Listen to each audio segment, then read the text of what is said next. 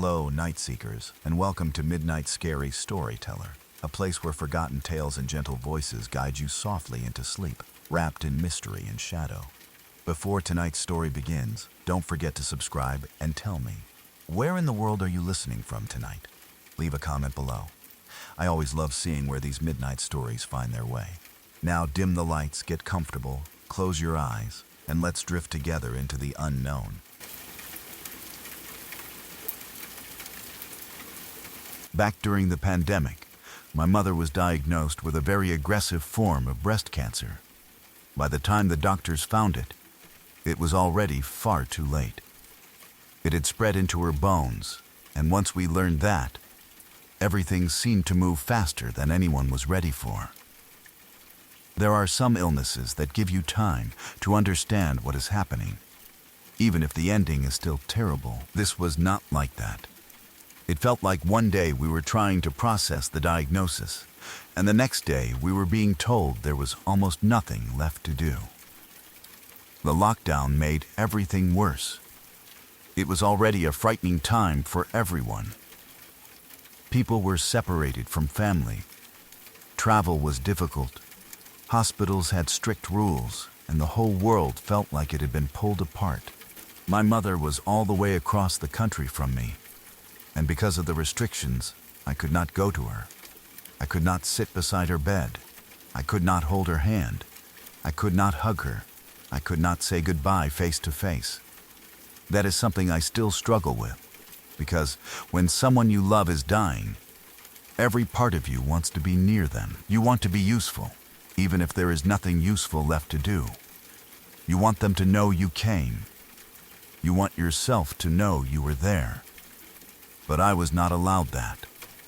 She got worse very fast. Within about 48 hours, she was on hospice. It happened so quickly that I do not think any of us had time to understand it. We were still trying to adjust to the word cancer, and suddenly we were dealing with the word hospice. Those are words that change the air in a room, even when you are hearing them over the phone. They carry a finality that your mind tries to push away. Because accepting it means accepting that the person you love is already slipping beyond your reach. My brother lived near her, so he was able to be there. I am grateful for that, even though I was also heartbroken that I could not be. He called me and told me he would hold the phone up to her ear so we could talk to her one last time. He said she would be able to hear us. We could say goodbye. We could tell her we loved her. We could let the kids speak to her. It would not be the goodbye any of us wanted, but it was the only goodbye we had. I put the call on speakerphone. My wife at the time was there with me, and so were my 3 kids. We took turns speaking to her. I remember the heaviness of that moment. The impossible feeling of trying to say everything important through a phone. How do you say goodbye to your mother like that? How do you fit a lifetime into a few minutes? How do you speak when part of you is still hoping, foolishly, that maybe this is all moving too fast and there will be more time? Then something happened that confused me. When we spoke to her, she did not sound sick. She sounded like herself. Not weak, not barely there, not struggling for breath, not like someone close to death. She sounded normal, like she had before she got sick. I remember being stunned by it. I had prepared myself to hear silence, or maybe a faint response, or a voice that barely sounded like hers. Instead, I heard my mother laughing, answering us, responding to what we said. It made no sense with what I had been told, but in that moment, I was too emotional to question it fully. My little one was too young to understand what was happening. He did not know this was goodbye. He did not understand hospice, cancer, or death. To him, it was just Big Mama on the phone. So he talked to her the way little kids do, jumping from one random thing to another, proud of the smallest details of his day. He said things like, "I have apple juice, and look at this toy. "Big Mama," and she answered him. I heard her laugh. I heard her respond warmly, like any grandmother would. She said things like, "Oh, is the apple juice good?" She sounded amused and loving. She sounded present. She sounded happy to hear him. I remember feeling this strange wave of confusion and comfort at the same time.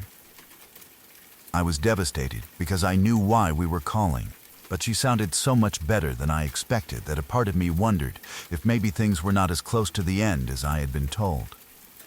We all spoke to her. My wife heard her. My kids heard her. I heard her. It was not just one word or one faint sound that could have been misunderstood. It was a full conversation. She responded to us again and again. She laughed. She reacted.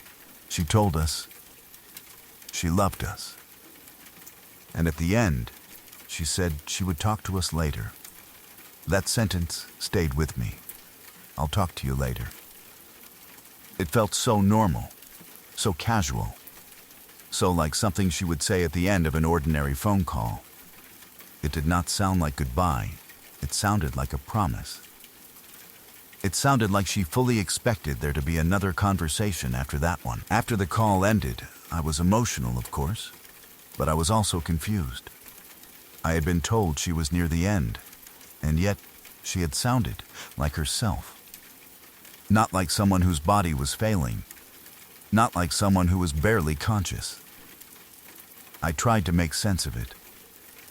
Maybe she had one last burst of energy. People talk about that sometimes. How someone who is dying can suddenly seem better for a short while. Maybe hearing our voices brought her back for those minutes. Maybe the body does strange things near death. I wanted that to be the answer. About 12 hours later, my brother called me. He told me she had passed away peacefully. Even though we knew it was coming, I was shocked. Death can still shock you even when it has been announced in advance. You can know someone is dying and still feel completely unprepared when they actually die. But my shock had another layer because of the phone call. I had just spoken to her. She had laughed. She had talked with my children. She had said she loved us. She had told us she would talk to us later. So I said that to my brother. I told him I did not understand how this could have happened so fast. I said she sounded fine on the phone. She sounded like her normal self, like she had before she was sick. I was almost arguing with reality, because what I had heard did not fit with what he was telling me. Then my brother went quiet. Only for a few seconds, but I noticed it. He asked me what I meant. I explained again that we had been speaking with her. I told him she had sounded normal. I told him she had responded to my kids, laughed with us, told us she loved us, and said she would talk to us later. I expected him to say something like, "Yeah, she had a good moment," or "She seemed to come around for a little while." But he did not say that. He sounded shocked when he told me she had been completely unconscious the entire time I was speaking to her. He said he had been holding the phone up to her ear, but she was not responding. Not to him, not to us, not at all. She never spoke. She was unconscious. From his side of the room, there had been no conversation. That is when the whole thing became something I still cannot explain. Because we heard her. I heard her. My wife heard her. My kids heard her. We did not hear silence and imagine comfort. We did not hear my brother's voice and mistake it for hers. We did not hear a faint noise and build a memory around it afterward. We had a conversation with her. My little one said he had apple juice, and she answered him. She laughed. She spoke in her normal voice. She told us she loved us. She said she would talk to us later. But according to my brother, none of that happened on her end. She never spoke at all. I have gone over it in my head so many times. Maybe there was some kind of phone issue. Maybe another call crossed into ours, somehow. But that does not explain why the voice was hers, why it responded to us directly, why it answered the things my children were saying. Maybe grief did something to our minds, but all of us heard it, not just me. My wife heard her. The kids heard her. It was not one person's hallucination. It was shared. That is the part that makes it impossible for me to dismiss. If I had been alone, maybe I would have eventually convinced myself that I imagined it because I needed to hear her. Maybe I would have told myself that grief can create powerful things. But I was not alone. We were all there around the speakerphone. We all heard the same voice. We all believed in that moment that she was speaking to us. And then, my brother told me she had been unconscious. It changed something in me. I do not say that lightly. I have never been able to put it into one neat belief, but it made me question a lot of things about how the universe works. Before that, I thought death was a line. Someone is here, and then they are gone. Maybe memories remain. Maybe love remains in the people left behind, but the person themselves is no longer available to us in any direct way. After that call, I was not so sure, because for those minutes, it felt like she reached us from somewhere. Maybe it was her spirit. Maybe it was some final part of her that wanted to answer us even though her body could not. Maybe it was love finding a way around the rules. Maybe it was something about the moment, the pain, the distance, the lockdown, and the fact that we could not be with her in person. Maybe the universe gave us that one impossible gift because we were being denied the goodbye we should have had. I do not know. I only know that the voice we heard was my mother. It sounded like her before the sickness. It sounded warm, clear, loving, and alive. It sounded like the woman my children knew as Big Mama. It sounded like the mother I needed to hear one last time. The hardest part is that my brother was there physically, and he heard nothing. He was the one holding the phone to her ear.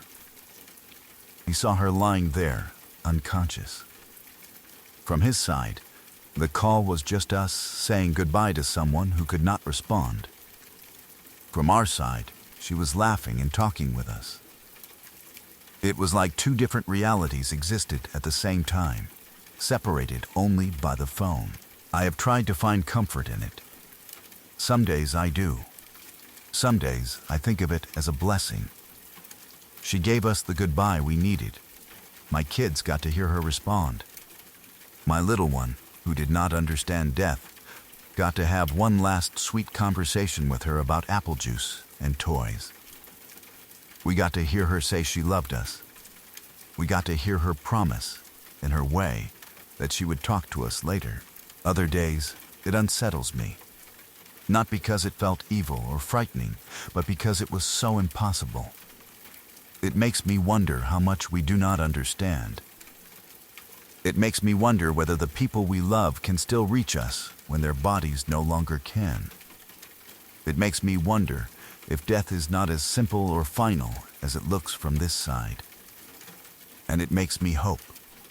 That is what I hold on to most. I hope one day I can speak to her again. I hope that voice was not just some strange accident of grief or sound or memory. I hope it was really her. Somehow, I hope when she said she would talk to us later, she meant it in a way we cannot understand yet.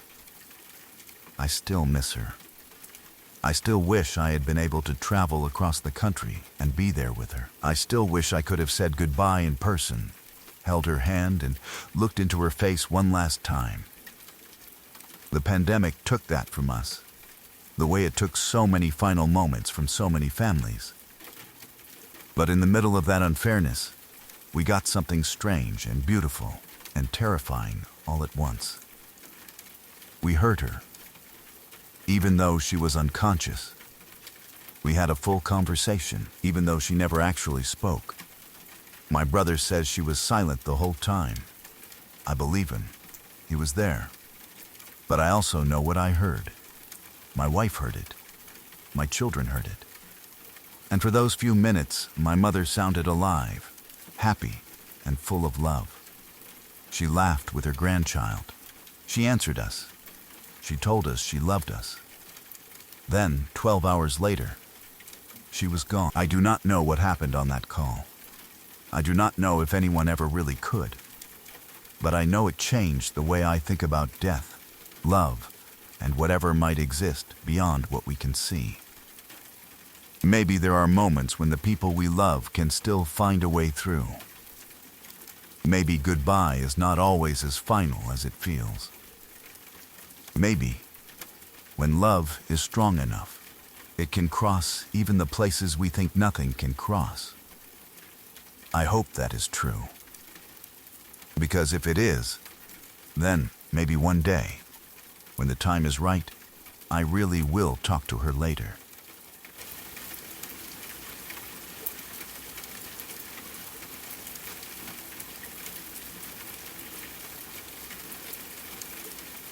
I think I have a few experiences that are worth sharing. And even though none of them gave me a clean answer, they have all stayed with me for different reasons. I am not saying I know exactly what any of these things were. I do not want to force them into one explanation or pretend every strange thing in the woods or on the water has to be paranormal. Sometimes animals sound terrifying.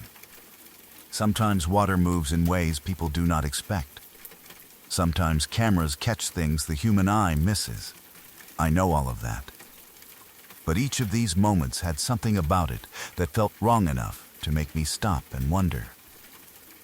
The first one happened at my mom and dad's house. They live in a heavily wooded area, the kind of place where the trees press close around the house and the dark comes in thick at night. If you grow up around woods or spend enough time near them, you get used to certain sounds. Branches cracking, leaves shifting, owls calling, coyotes, foxes, insects, frogs, all those normal nighttime noises that can scare people who are not used to them. The woods are never truly silent, and after a while, you learn what belongs there. My friend and I were sitting on the back porch one day, playing music together. It was peaceful, just the two of us relaxing, focused on the song. There was nothing scary about the moment at first. We were about halfway through playing when we heard an animal call that stopped both of us immediately. It was insane. We stopped playing at the same time and just listened. The sound lasted probably 30 seconds, which is a long time when something that loud and strange is coming from the woods. It was not a quick yelp or one short cry that you could brush off. It kept going, and it was very loud. Not far off loud either. It was loud enough that it felt like the whole wooded area had opened up and was letting this thing out. The best way I can describe it is that it sounded like a wolf howling, then a donkey braying, then a woman screaming as loud as she possibly could. Not one after the other in a clean way, exactly, but all mixed into this awful call that seemed to change as it went on. At first, my brain tried to label it. Wolf? No, not quite. Donkey? Why would there be a donkey out there? A woman screaming? That thought made my stomach drop, but it still did not sound fully human. It had pieces of all of those sounds, but it did not completely belong to any of them. When it finally stopped, the silence after it felt heavy. My friend and I just sat there trying to understand what we had heard. We had no clue. Mountain lion? Maybe. People say mountain lions can sound like a woman screaming, and I know animals can make noises that seem impossible if you have never heard them before. Bigfoot? That was the kind of thing you joke about because you do not have a better answer. But in the moment, it did not feel funny. It felt like something in the woods had made a sound too big for the ordinary animals we knew. Maybe it was a mountain lion. Maybe it was some animal call echoing strangely through the trees. Maybe it was two animals at once, and our brains combined the sounds into one. I do not know, but whatever it was, It made both of us stop playing mid-song and listen like our bodies understood something before our minds did. The second experience happened on a lake a couple of summers ago. This one was different because it did not involve sound. It involved movement. And honestly, movement in water can be just as unsettling as a strange noise in the woods. A friend and I were out sailing one evening. It was calm out, almost too calm. There was no wind on the lake, or at least not enough to do anything useful, and there were no other boats around us. We were just sitting there, enjoying the quiet and each other's company. It was one of those evenings where the water feels flat and still, and the lack of movement makes everything seem peaceful. Then, out of nowhere, the lake around us changed. Violent wakes started appearing all around the boat. Not just one little ripple, not a small wave from a boat we had missed. There were wakes coming from all around us in what seemed like a wide radius, maybe 150 feet around the boat. The water suddenly looked alive and disturbed, like something under the surface had caused everything nearby to panic at once. We were both confused and immediately on edge. When you are on a lake and there are no other boats, no wind, and no obvious reason for the water to start moving violently, your brain starts looking for a source fast. Then we saw something swimming quickly toward the boat. We could not make out exactly what it was. It looked like when a fish swims close to the surface and makes that V-shaped disturbance in the water. Except this was much bigger. Whatever it was had to be around 10 feet long, or at least that was how it looked from the wake and the size of the movement. It was fast, and it was coming directly toward us. Then it went under the boat. The boat rocked hard from side to side. We heeled maybe 15 degrees each way, enough that it was not some gentle little bump or a wave passing under us. It felt like something large had moved beneath us and displaced enough water to shove the boat around. For a moment, we were just trying to steady ourselves and understand what had happened. We waited there, shaken, trying to calm down. Then either the same thing came back around, or maybe a smaller one did. It returned and did it again, though the second time was far less dramatic. Still, by then, the calm feeling of the evening was completely gone. The lake no longer felt peaceful. It felt like there was something under us that we could not see, something big enough to move the boat and fast enough to reach us before we could do anything about it. Later, a fisherman told me that the first sudden wakes were probably schools of fish freaking out because a predator was nearby. That actually made sense. If a large predator moves through a school of fish, the fish scatter and the surface of the water can explode with movement. I understand that explanation, and it is probably the most reasonable one. But it still does not make the experience less frightening. There is a big difference between someone calmly explaining fish behavior later and sitting in a small boat while the water erupts around you and something large swims straight under you. Maybe it was a huge fish. Maybe it was a predator chasing a school. Maybe it was something common for that lake that we just were not used to seeing. But in that moment, with no wind, no boats, and a still lake suddenly turning violent, it felt like something had noticed us. The last story is not something that happened directly to me, but I still think about it because I saw the pictures. At the time, I worked in a coffee shop, and after closing, we would sometimes let certain guests hang around. It was not anything formal. People would stay to smoke weed, have a beer, drink coffee, or just chat for a while after the place was closed. It had a relaxed, late-night atmosphere where conversations could go in strange directions. One evening, there was a man there who had played mandolin earlier. He was a magnificent mandolin player, and he was also a special forces vet.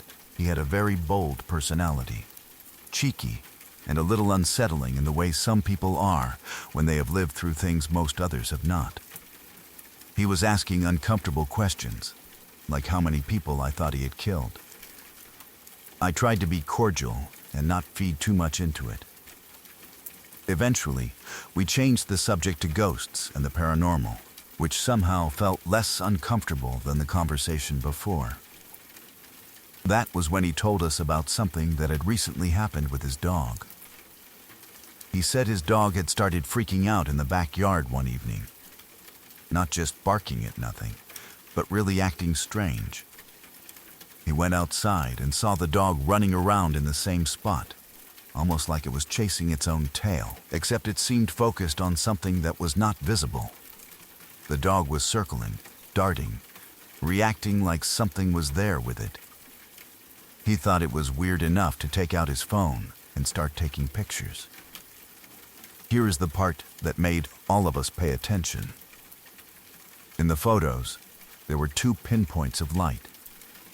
They were maybe the size of golf balls. He said he could not see them with his naked eye while he was taking the pictures, but after the photos had been snapped, they showed up on the camera.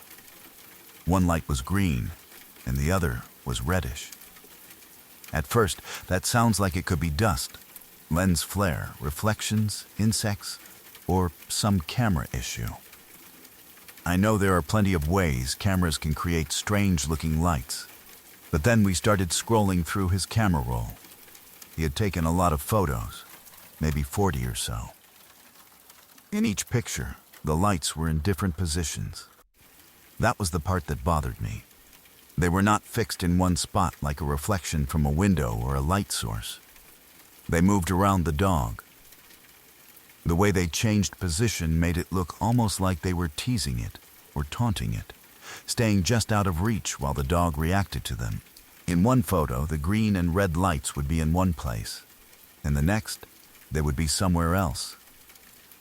The dog's behavior lined up with the idea that it was following or chasing something, even though the lights were invisible until the pictures were taken. Eventually, the lights were gone, and the dog calmed down. I do not know what to make of that. Maybe there was a completely normal explanation. Maybe the camera was picking up reflections from something the human eye did not notice. Maybe there were small insects close to the lens catching light in strange ways.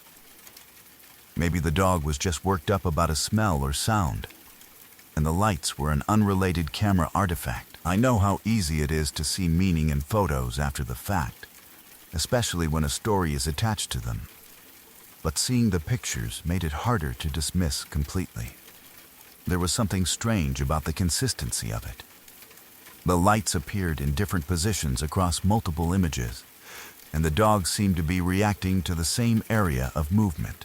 It did not feel like one random orb in one photo. It felt like a sequence, like something was moving around in the yard while the dog tried to chase it. Maybe not something supernatural, but something the man could not see with his own eyes. And that is what connects all of these stories for me. None of them gave me proof of anything. The call in the woods could have been an animal. The thing under the sailboat could have been a large fish or a predator chasing a school. The colored lights around the dog could have been a camera effect. Every one of these experiences has a possible explanation if you look hard enough. But possible explanations do not always erase the feeling. My friend and I heard something in the woods that sounded like a wolf, a donkey, and a screaming woman all at once. It lasted long enough for us to stop playing music and just listen in shock. On the lake, my friend and I watched calm water explode into violent wakes before something around 10 feet long swam under our boat and rocked us hard.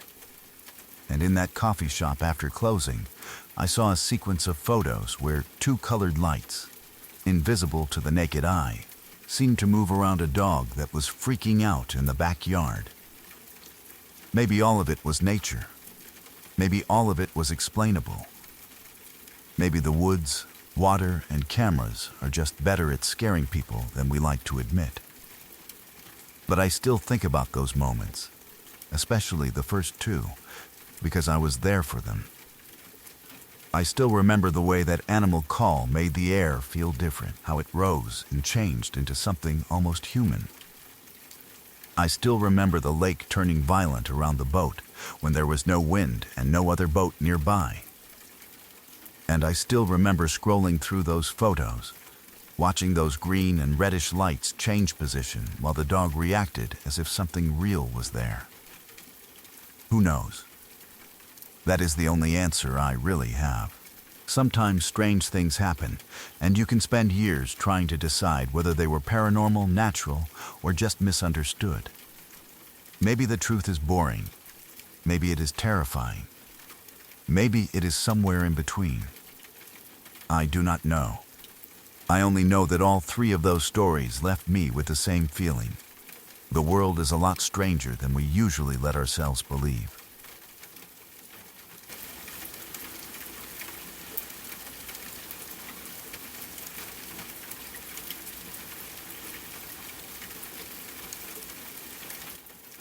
One night, I was out late with a friend, and we had been drinking a little. Nothing crazy, nothing beyond alcohol, just enough that we were a bit drunk and wandering around town the way people do when they are young, bored, and not ready to go home yet. It was one of those nights where the streets feel quieter than they should, and everything has that strange late-hour feeling to it. The kind of night where normal places look different just because most people are asleep. We had stopped at a gas station to grab a pop, and after that, we started making our way back to my friend's house. It should have been a simple walk. We knew the area, and even though it was late, we were not doing anything dangerous on purpose.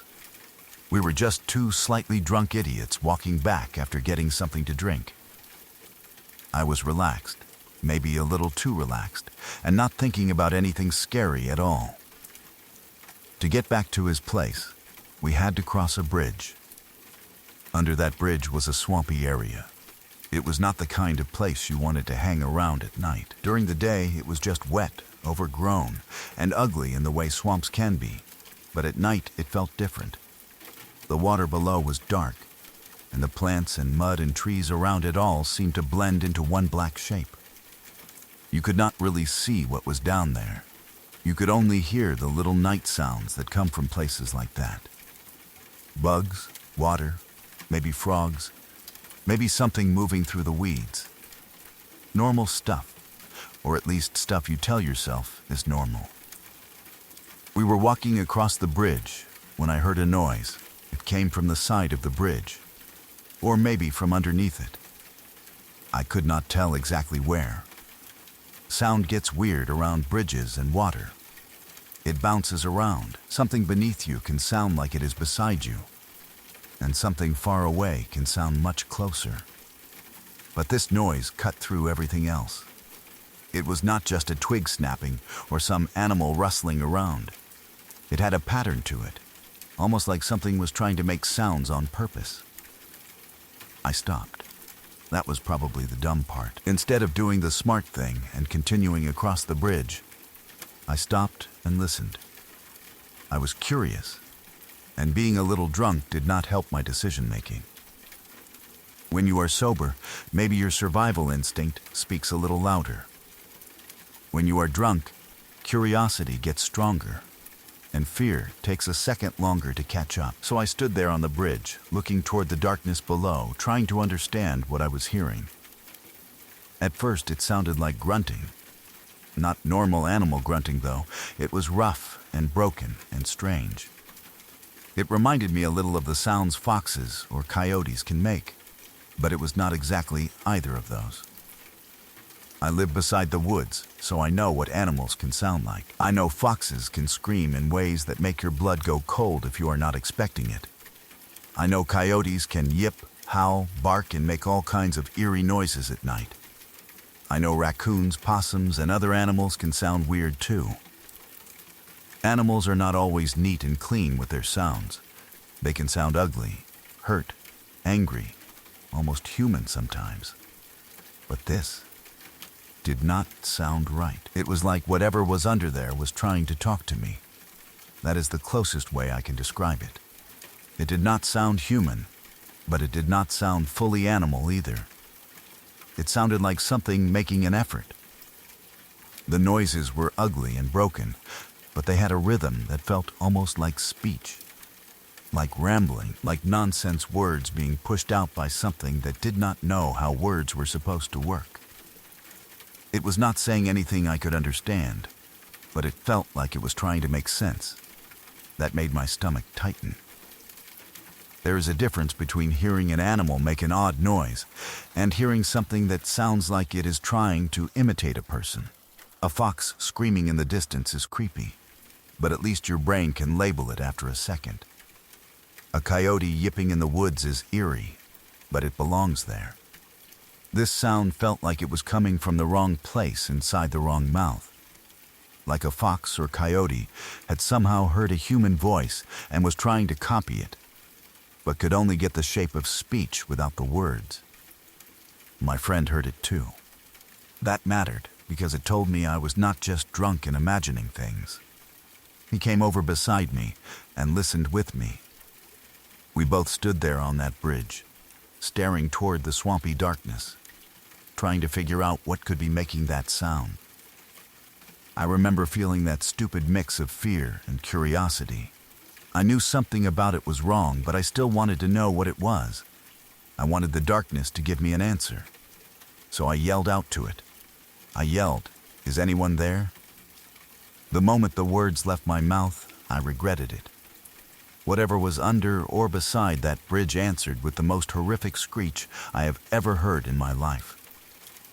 It was not a normal animal scream. I know people say that all the time when they hear a fox for the first time, but I really do live near the woods. I have heard animals at night. I know how terrible they can sound. This was different. It sounded like a human screaming, but not completely. It had something human in it, something sharp and panicked and throat-ripping, but it was mixed with the wild sound of a coyote and the high, awful edge of a fox. It was like three different sounds were forced together into one voice. The worst part was that it did not stop. It kept screeching, again and again. Each screech seemed to change a little, like whatever was making it was adjusting itself. That is the part that still bothers me the most. It did not just scream once and run away.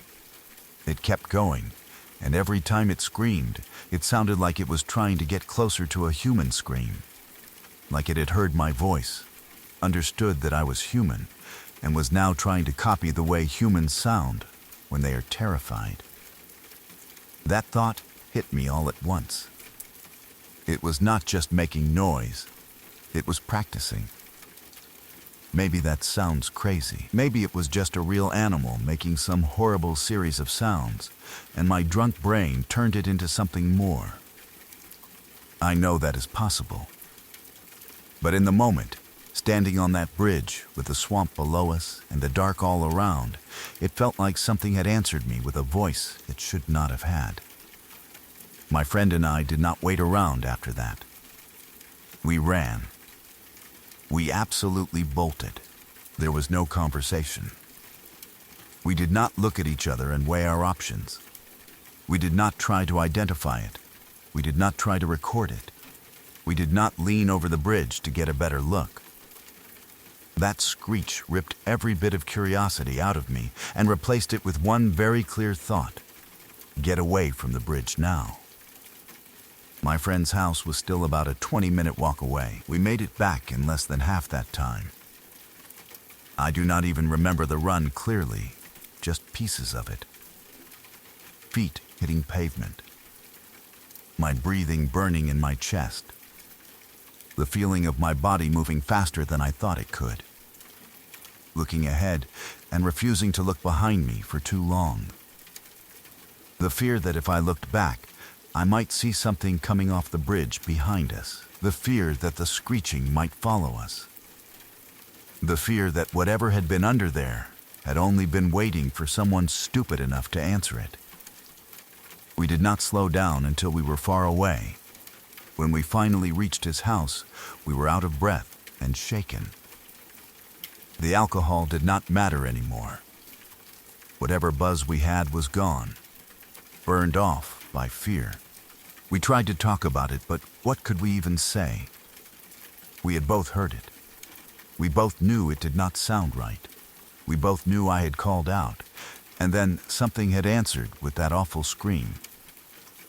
I kept replaying the sound in my head. The rambling grunts before I yelled. The way they sounded almost like speech, but wrong. The sudden screech after I asked if anyone was there. The repeated screams, each one sounding more like a person. I kept trying to attach the sound to an animal I knew. Fox, coyote, raccoon, bird, something wounded, something fighting, something mating, something territorial. There are plenty of weird animal explanations, and I know some of them can be convincing, but none of them fully fit. The reason I say that is not because I want it to be supernatural. I do not. I am not someone who walks around believing every creepy thing is a skinwalker or some monster in the woods. I do not really believe in that kind of thing, or at least I did not. Stories about creatures that mimic people always seemed like stories to me. They were scary, sure, but far away from real life. The kind of thing people talk about online or around a fire, not something you run into while crossing a bridge in your own town after getting a drink from a gas station. But after that night, I am more open to the idea. I am not saying it was a skinwalker. I do not know what it was. I do not even like throwing that word around, because I know it belongs to a real cultural belief, not just a random internet monster people use for anything weird in the woods. But whatever we heard had that same terrifying quality people describe in those stories, something not human trying to sound human, and failing in a way that makes your body understand it should not be listening. That is what scared me. If it had only sounded like a fox, I would have gotten over it. If it had only sounded like a coyote, I would have laughed about it later. If we had heard a person under the bridge yelling nonsense, that would have been scary in its own way, but at least it would be human. This sound sat somewhere between those categories. It sounded alive. It sounded intelligent enough to respond, but it did not sound like it belonged to anything I knew, and it reacted to me. That is the part I cannot let go of. It was making those strange, rambling sounds, and then I yelled, "Is anyone there?" Immediately after that, it screamed. It felt like a direct answer. Maybe it was startled.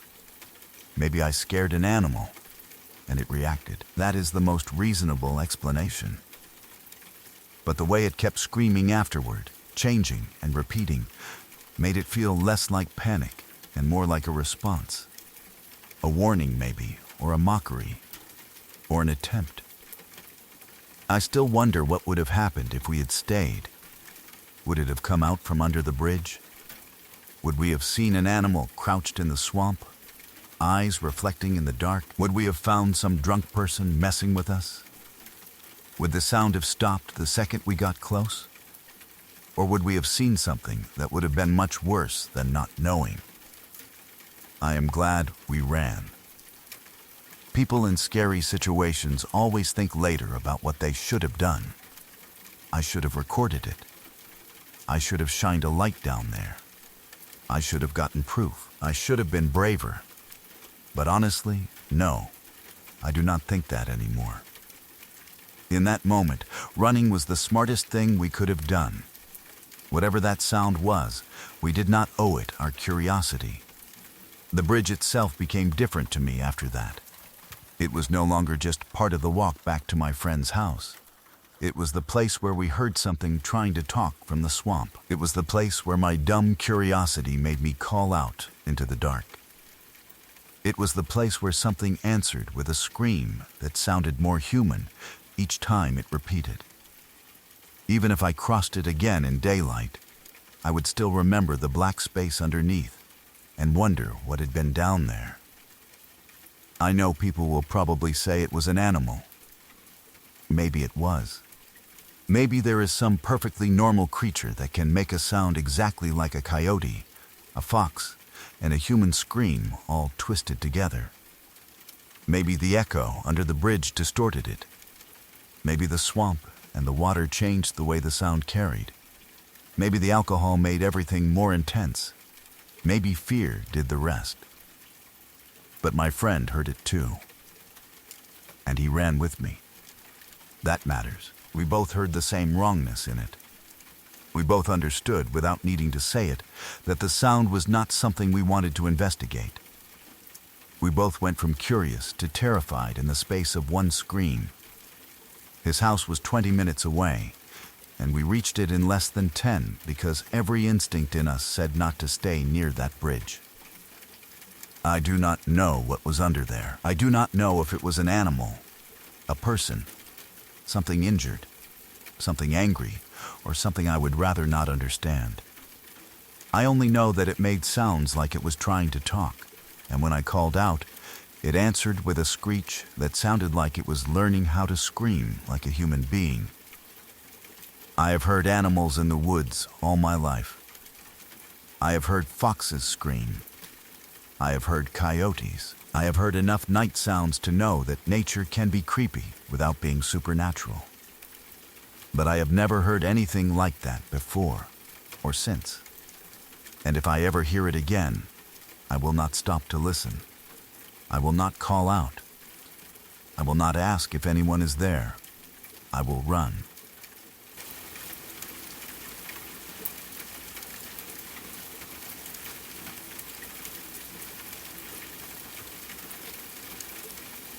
My family and I were on a cruise when I was around 12 years old. At that age, a cruise ship felt like the biggest playground in the world. Everything was new and exciting.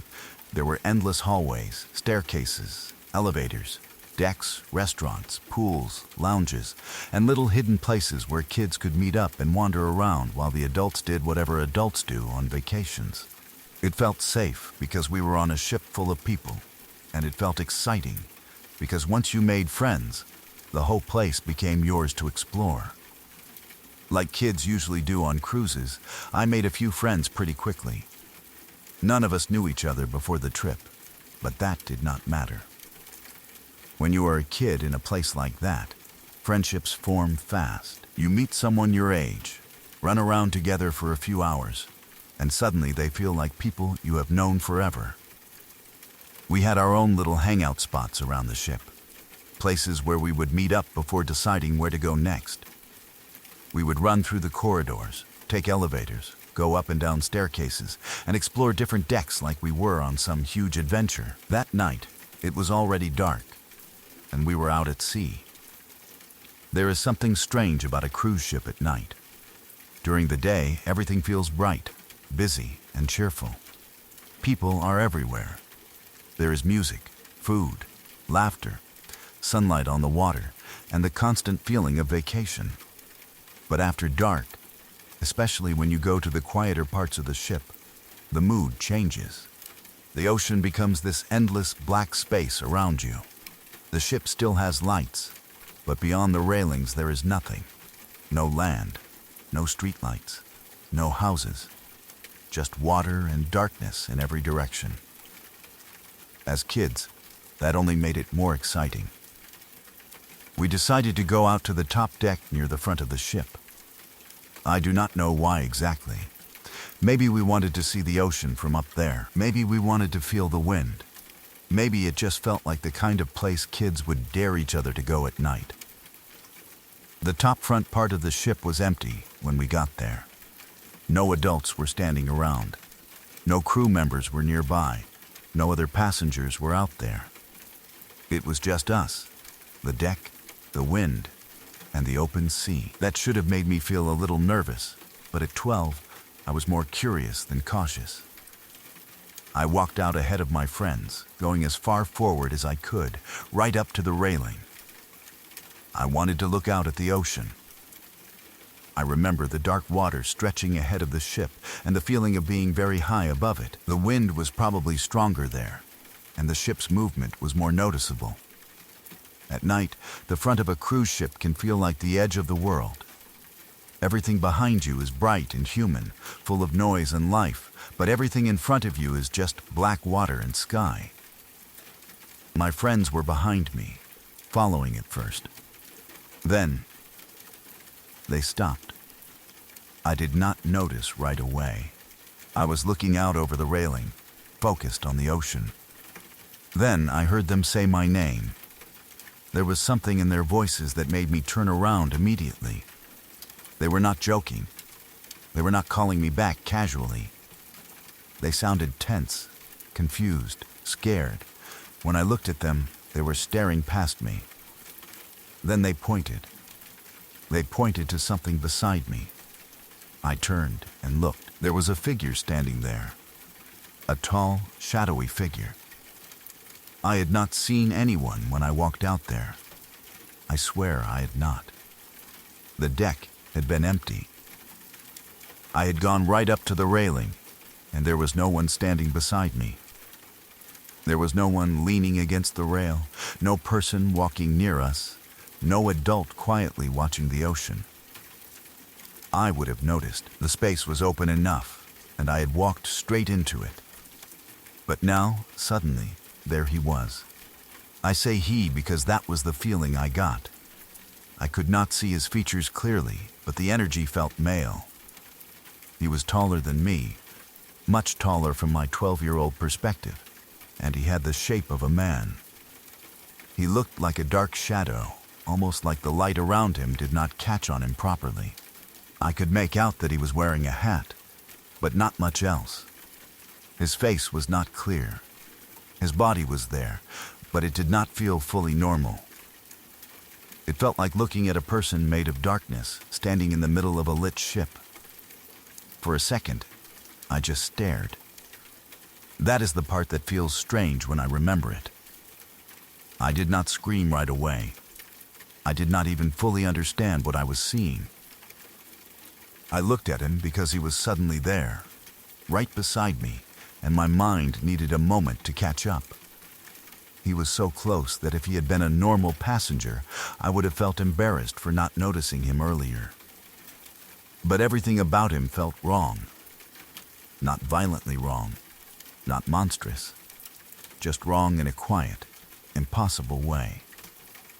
I had to look up at him because he was taller than me. Then, he looked over and down at me. That moment is burned into my memory. I could not see his face clearly, but I knew he looked at me. I felt his attention turn toward me. It was not like noticing someone glance in your direction from across a room. It was close. Direct, heavy.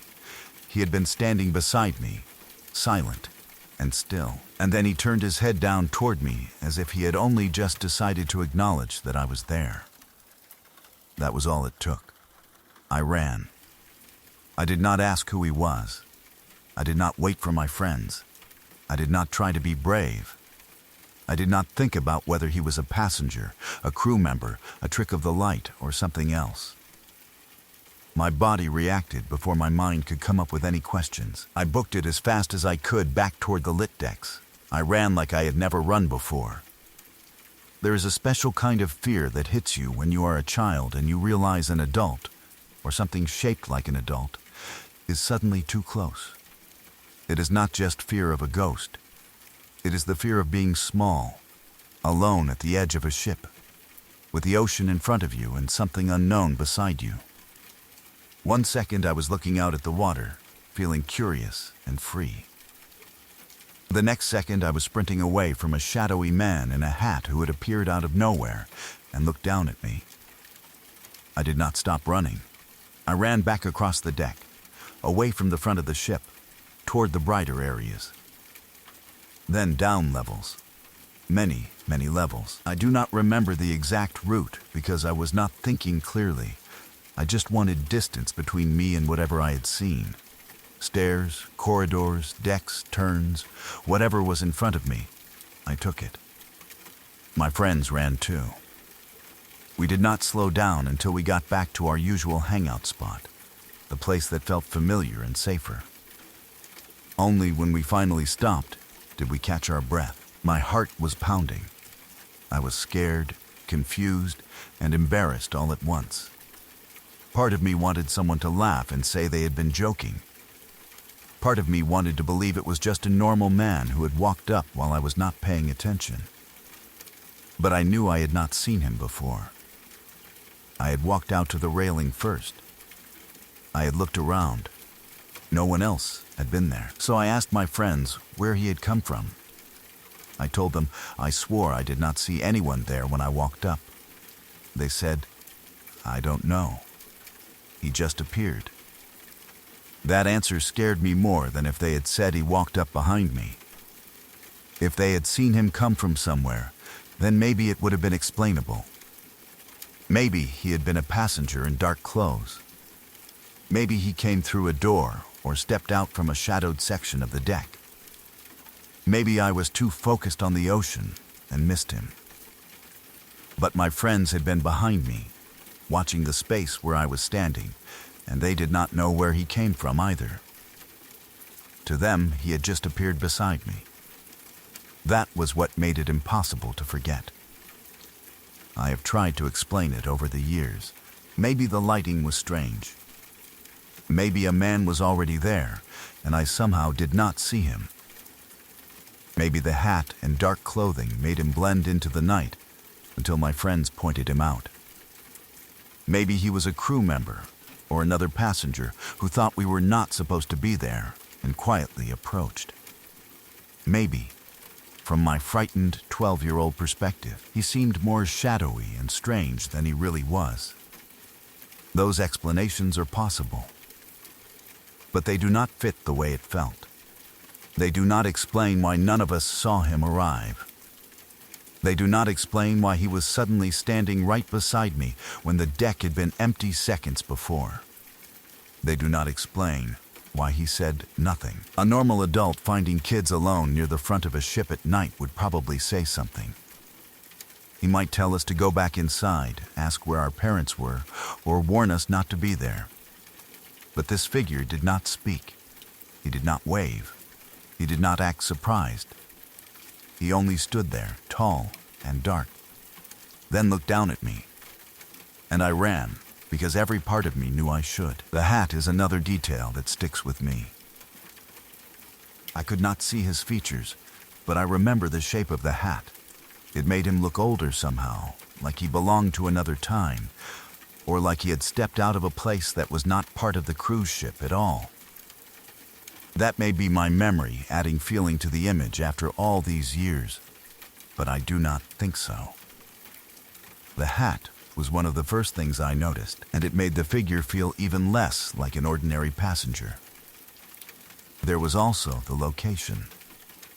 We were at the top deck, at the front of the ship, at night, with no one else around. That part of the ship already felt separated from everything below. It was not like seeing someone weird near the buffet or in an elevator, where crowds and noise make strange encounters easier to explain. This was out by the railing, with the ocean stretching black around us, in a place that felt exposed and isolated. If something wanted to appear where it would frighten a kid, it could not have chosen a better spot. I never saw him again. Not for the rest of that cruise. Not anywhere else in my life. No man in a dark outfit and hat appeared later at dinner, or in a hallway, or near the elevators, making me realize he was just another passenger. No one joked about scaring us. No crew member explained that we were not allowed up there. Nothing came of it. It was just that one moment. Then he was gone from my life completely. But the memory stayed. Sometimes I think about what would have happened if my friends had not stopped and said my name. Would I have noticed him on my own? Would he have spoken to me? Would he have moved closer? Would I have felt him there only after he was already right beside me? I do not like thinking about that. The fact that my friends saw him before I did feels important. They were the ones who called my attention to him. They were the ones who pointed. Without them, I might have stayed looking out at the water for another second or two, with him standing beside me in silence. That thought still makes me uncomfortable. I also think about how we all reacted afterward. Kids can exaggerate, but they can also be brutally honest in the moment. My friends did not tease me. They did not say I imagined it. They were scared too. They ran too. And when I asked where he came from, they did not give me some easy answer. They said they did not know. He just appeared. That shared confusion is one of the reasons I trust my memory of it. If it had only been me, maybe I could dismiss it more easily. I was 12. It was dark. I was on a cruise ship at night. Maybe I scared myself. But my friends saw him too. They saw enough to stop walking, call my name, and point. They saw enough to run with me afterward. They saw enough to say he had appeared from nowhere. That makes it harder to explain away. I am not saying I know what he was. I do not. Maybe he was a person. Maybe he was a shadow made worse by the lighting. Maybe he was something my young mind made more frightening after the fact. But the memory does not feel like that. It feels sharp. Simple, real, an empty deck. A railing, my friends behind me. My name being called. A figure beside me. A tall, shadowy man in a hat. His head turning down toward mine. Then, running, until there were many levels between us and the front of the ship. The ocean at night already feels like something unknown. It is so dark and deep that you cannot tell where the water ends and the sky begins.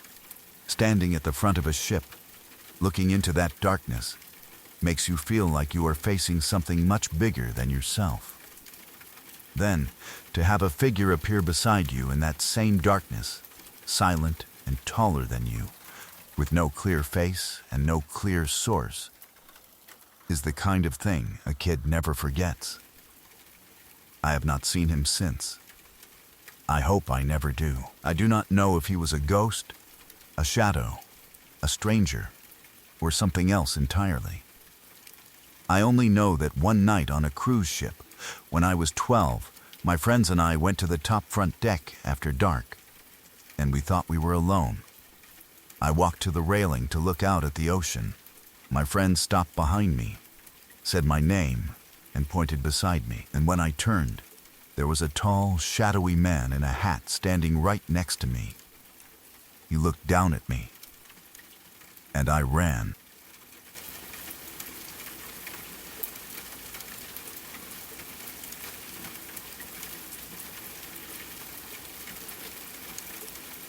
My wife and I have always used our spare bedroom when one of us is sick. It is not a strange room, or at least it never looked strange.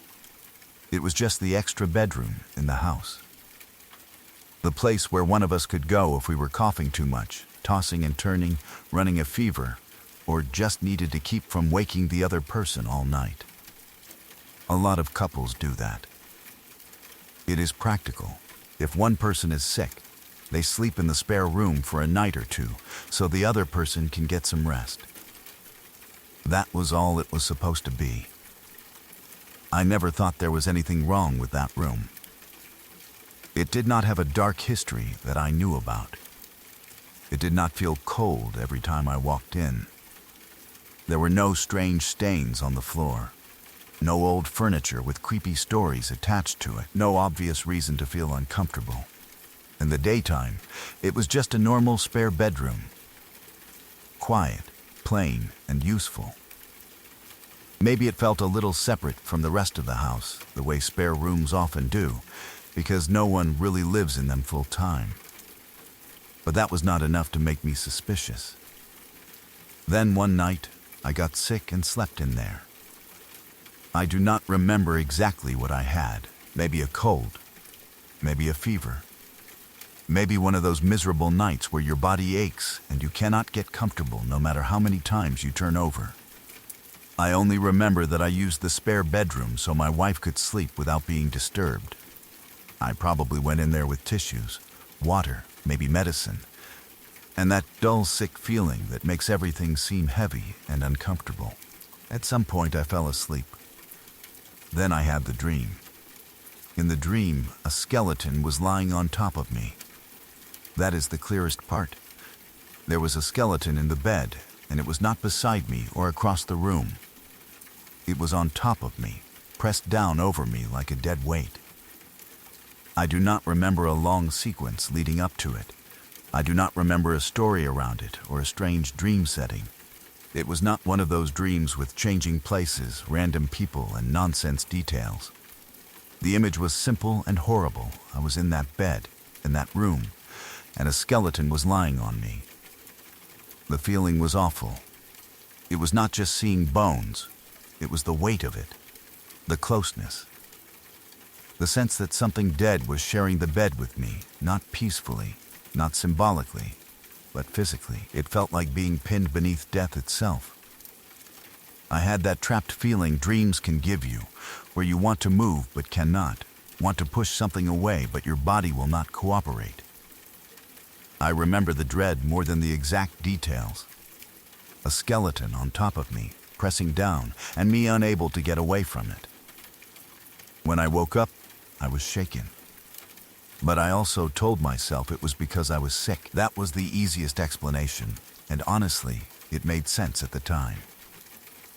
Illness can cause horrible dreams. Fevers do strange things to the brain. Even just sleeping poorly in a room you do not normally sleep in can make dreams feel more vivid. I was uncomfortable, tired, probably congested, maybe a little feverish. Of course I had a disturbing dream. That was what I told myself. I did not tell my wife. There was no reason to. It was just a nightmare. A weird, unpleasant nightmare, sure, but still only a dream. I did not want to make a big thing out of it, and I definitely did not want to start acting like the spare bedroom had some kind of problem. So I kept it to myself. I chalked it up to being sick, got better, and moved on. Or at least, I thought I did. Months passed. Nothing else happened, at least not to me. The spare bedroom went back to being the spare bedroom. It sat there quietly, used when needed, ignored most of the time. I did not walk past it with fear. I did not avoid it. I did not mention the skeleton dream. It became one of those odd things that stays in the back of your mind but does not affect your daily life. If I thought of it at all, I reminded myself I had been sick, and sick people have strange dreams. Then my wife got sick. Just like I had before, she went to sleep in the spare bedroom. It made sense. She needed rest, and I needed to avoid catching whatever she had, or at least sleep without being woken up all night. There was nothing unusual about the arrangement.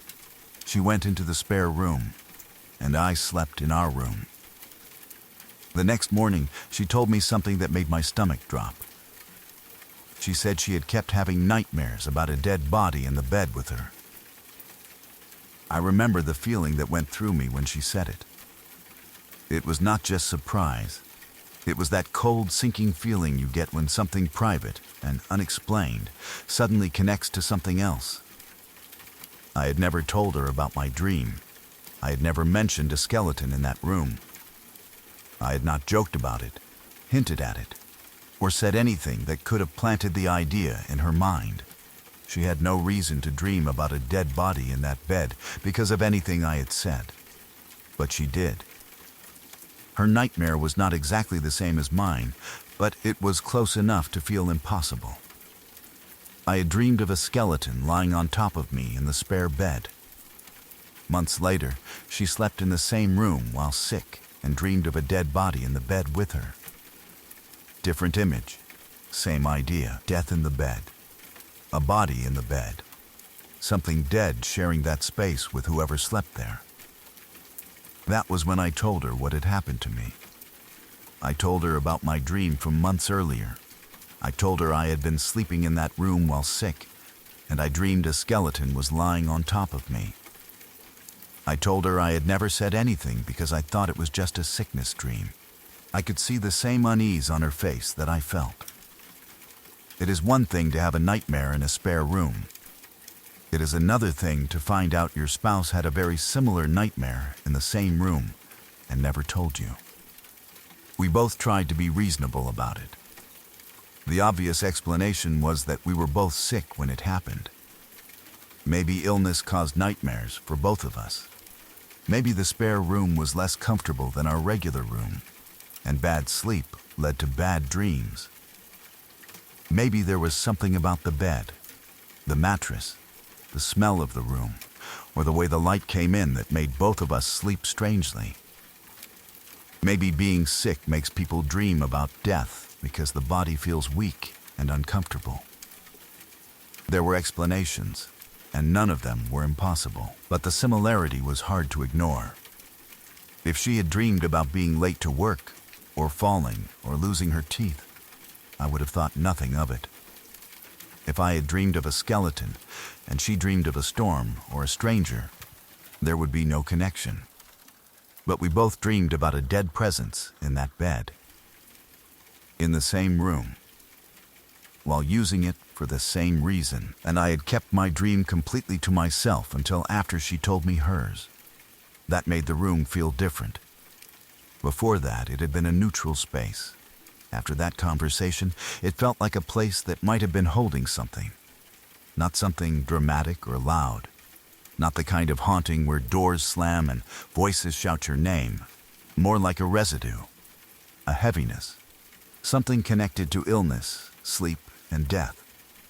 Waiting in the room until someone was vulnerable enough to notice. Maybe that sounds too dramatic, but that was how it felt. There is something about being sick that makes you feel exposed. You are weaker than usual, tired, feverish, and half in and half out of sleep. Your guard is down. If there was ever a time for a bad dream, or something darker than a dream, to reach you, that would be it. You lie there alone in a room you do not usually sleep in, trying to rest, and your mind is not fully in control. Maybe that is all it was. Or maybe that room had something in it that found us easier to reach when we were already worn down. We did not want to live with that question hanging over the spare bedroom. So we decided to do something about it. I will be honest, the solution we used was very hippy-dippy. We burned white sage in the room and gently encouraged whatever was there to go to the light. That was not exactly the kind of thing I would have imagined myself doing before. I am not saying we had a full dramatic ritual or anything like that. There was no screaming, no fear-based command, no movie-style confrontation. It was gentle, calm, almost respectful. We burned the sage and moved through the room, letting the smoke reach the corners, the bed, the closet, the space around the windows, all the places that suddenly felt like they mattered. We spoke to whatever might have been there, as if it could hear us. We did not threaten it. We did not act angry. We just encouraged it to leave, to move on, to go to the light, to stop staying in that room with us. Maybe we were only doing it for ourselves. Maybe the sage did nothing except make us feel like we had taken control of the space again. Maybe speaking out loud gave our minds permission to stop being afraid. Maybe the act itself changed how we felt about the room, and that was enough. I can accept that possibility. But I also know what happened afterward. Neither of us ever had those dreams again in that room. Not once. That is the part that makes the whole thing hard to dismiss. We had two separate experiences, months apart, both involving something dead in the spare bed. Then we burned sage and told whatever was there to leave. After that, the dreams stopped. Maybe it was coincidence. Maybe we would never have had them again anyway. Maybe the dreams were only caused by sickness, and it just happened that neither of us had the same kind of nightmare after that. But it felt like something changed. The room felt lighter afterward. I do not know if that was because the smoke made the air smell different, or because we had put a line in the sand, or because whatever had been there really did move on. I only know that the heavy feeling attached to that bed did not come back in the same way. We still used the spare bedroom when one of us was sick. Life returned to normal. The room went back to being a room. But I never forgot what happened, and I do not think my wife did either. Every now and then I would think about that skeleton lying on top of me in the dream, and then I would think about my wife waking the next morning after her own night in that bed, telling me she had dreamed about a dead body beside her. The fact that I had not told her beforehand is what matters most. If I had told her my dream right away, then later she had a similar nightmare, I would assume my story influenced her. That would be the obvious answer. But she did not know. She went into that room with no warning, no suggestion, no idea that I had ever dreamed about death in that bed. And still, she had her own version of it. That is what keeps the experience in the strange category for me. I do not claim to know what was there. Maybe nothing. Maybe just two sick brains creating similar fears in the same unfamiliar room. Maybe the spare bedroom had bad air circulation, a weird temperature, or some sleep-related issue that caused nightmares. Maybe there was something about the bed itself, some pressure or discomfort. That made the body feel trapped, and the mind translated that into dead weight. I have thought about those explanations. But I also know that after we treated the room like something was there and asked it to leave, it stopped. And sometimes that is enough. You do not always need proof to decide you do not want something in your house. You do not always need to understand the full story behind a feeling, a nightmare, or a presence. Sometimes you just do what feels right, especially if the thing happening is making the place you live feel unsafe. In our case, we did not fight it. We did not challenge it. We did not try to make contact or get answers. We simply acknowledged the possibility that something might be there, gave it permission to go, and made it clear that it could not stay in that room with us anymore. After that, the spare bedroom became quiet again. No more skeleton on top of me.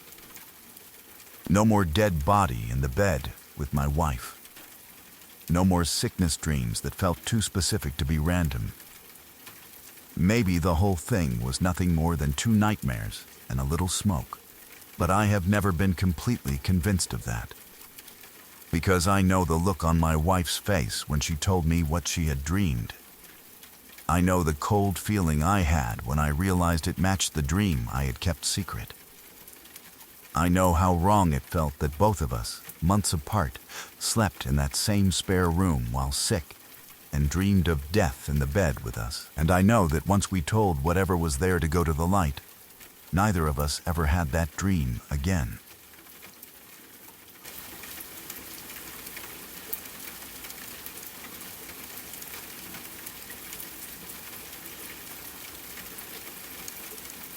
Several years ago, my girlfriend and I went to George's Island near Boston. It was supposed to be a normal day trip, the kind of thing you do when you want to get out, see something different, and walk around somewhere with a little history behind it. George's Island has an old Civil War-era fort on it, and that was the main reason we were interested. Old forts have a certain pull to them. They are built to feel solid and serious. All stone, brick, heavy walls, narrow passages, and dark rooms that were never meant to feel welcoming. Even in daylight, places like that carry a strange atmosphere, like they remember being used for something more dangerous than tourism. We were curious about the fort, so we went inside. I do not remember seeing any lights in the part we entered. It was dim, old, and not exactly inviting. There were sections that looked like they had been left alone for a long time, and part of the place was flooded. I honestly do not think tourists were really supposed to be in there, or at least not in the section we wandered into. It did not feel maintained in the way public tourist areas usually feel maintained. There were no friendly signs, no bright safety lighting, no clean path telling you where to go. It felt more like we had slipped into a forgotten part of the fort. somewhere people could technically reach, but probably should not. That should have been enough to make us turn around, but curiosity can make you stupid. We kept going. At first, it was just interesting. The darkness made everything feel more intense, but not terrifying. We had our phone lights, and we were just looking around, checking out a few rooms and passageways. The fort had that damp, old smell, the kind of smell that comes from stone, water, rust, and time. The air felt cool and heavy. Every sound seemed to carry farther than it should have. Our footsteps echoed a little, and because there were no lights, the glow from the phone only showed small pieces of the room at a time. Everything outside that small circle of light stayed black.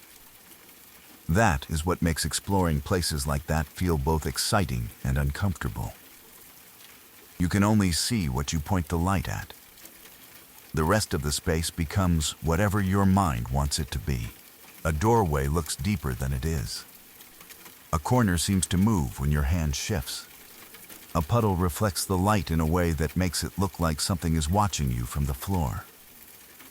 But still, we did not feel truly scared at first. We were just being careful, stepping around water, looking into rooms, and trying not to trip over anything. Then I stepped into one room and felt moisture fill my sneaker. The floor was flooded, and I had stepped right into it before fully realizing how much water was there. That cold, wet feeling went straight through my shoe. It was unpleasant enough that I instantly focused on it, thinking more about my soaked sneaker than anything else in the room. I remember that little moment of annoyance, that sharp awareness of water seeping in, and how I shifted my attention downward for just a second. Then I shined my phone light around the room. That was when I saw them. There were 4 people standing around the room, teenagers, maybe, or people in their early 20s, young adults at most. They were not standing together in one group. They were spread out around the flooded room, each in a different part of the space, like they had been placed there. My light caught them suddenly, one after another, and for a second, my brain did not know what it was looking at. It is hard to explain how unnatural that moment felt. If you walk into a dark room and find people there, the normal thing is that they react like people. They talk, laugh, look startled, say something, ask what you are doing, or at least move like they were already engaged in some activity. But these people were just there, standing in different spots around the room in the dark, in a flooded part of an old Civil War fort, with no lights and no obvious reason to be there. I had no idea how long they had been standing there before I noticed them. That thought hit me almost immediately. We had been walking around, shining our lights, stepping into rooms, making noise. Had they heard us coming? Had they been waiting quietly? Had they seen our light before we entered? Were they hiding? Were they doing something they did not want anyone else to see? Or had they just been standing there in the dark the entire time, silent and spread out, until my phone light revealed them? For a split second, none of us said anything. Then they started walking toward us. That was the moment my body understood before my mind did. They did not call out. They did not laugh or say, "Hey, you scared us," or "This area's closed," or "What are you doing?" They simply began moving toward us after my light hit them. 4 people, in the dark, in a flooded room, coming closer without a word. I did not wait to find out what they wanted. I said to my girlfriend, "Let's go." She said, yeah, there was no discussion after that. No argument. No, maybe they're just hanging out. No nervous joking. We both understood at the same time that we needed to leave. We turned and hurried back toward the exit, moving as fast as we could without slipping or falling in the dark. The fort suddenly felt completely different. A minute earlier, it had been creepy, but interesting. Now, it felt like a trap, like every hallway could have someone in it, like the darkness behind us was moving. I kept expecting to hear them following. I do not know if they did. I do not remember clear footsteps behind us, but the whole place was echoing and my own pulse was too loud in my ears. I only remember wanting out. The wet sneaker, the cold air, the phone light jumping over stone walls, the sense of being too far inside a place we should not have entered. I did not want to look back for too long. Looking back can slow you down, and I had no interest in confirming they were closer. We made it out. Once we were back outside, everything seemed almost normal again, at least on the surface. Daylight and open air do that. They make you feel foolish for being scared in the dark. The island was still there. Tourists were still around somewhere. The old fort still looked like an old fort, and nothing dramatic had happened. No one had grabbed us. No one had chased us into the open. There was no proof of danger except the memory of what we had seen. But I could not shake it. I still do not know what they were doing in there. The easiest explanation is that they were just people messing around. Maybe they were doing drugs. Maybe they were playing some kind of game. Maybe they were exploring the fort too, and had gone deeper than they should have, same as we had. Maybe they were trying to scare people. Maybe they were local kids who knew the fort better than tourists did and used that dark, flooded room as a place to hang out. There are normal explanations, and I know that. But even the normal explanations feel strange. If they were doing drugs, why were they all standing in different parts of the room instead of sitting together or huddled up somewhere dry? People hanging out in secret usually gather in one spot. They sit on something, stand in a circle, lean against a wall, talk quietly, pass something around. They do not usually spread themselves out around a dark, flooded room like points on a map. If they were playing a game, what kind of game requires 4 people to stand silently around a flooded room in total darkness until someone walks in? Maybe it was some kind of dare or hide-and-seek thing, but that does not really fit either. They were not hiding. They were visible as soon as the light hit them, just standing there, waiting or watching. If they were other tourists exploring, why did they not have lights on? Why did they not say anything? Why did they start walking toward us without a word? Most people in a place like that would be just as surprised to see strangers appear. Even if they were annoyed, they would say something. A normal human reaction would have made the whole thing less scary. It was the silence that made it feel wrong. And if they were trying to scare us, then it worked. But that explanation raises questions too. Did they just stand there in the dark, waiting for someone to enter? How long had they been there? How did they know anyone would come through that room? Why choose a flooded room inside an old fort with no lights? Why not laugh or shout after we ran? People pulling pranks usually want a reaction. They want to hear you scream, chase you a little, make fun of you afterward. These people simply moved toward us, quiet and deliberate. That is why I still remember it. It was not the most violent or supernatural thing that could happen. No one vanished through a wall. No one's face changed. No impossible creature crawled out of the water.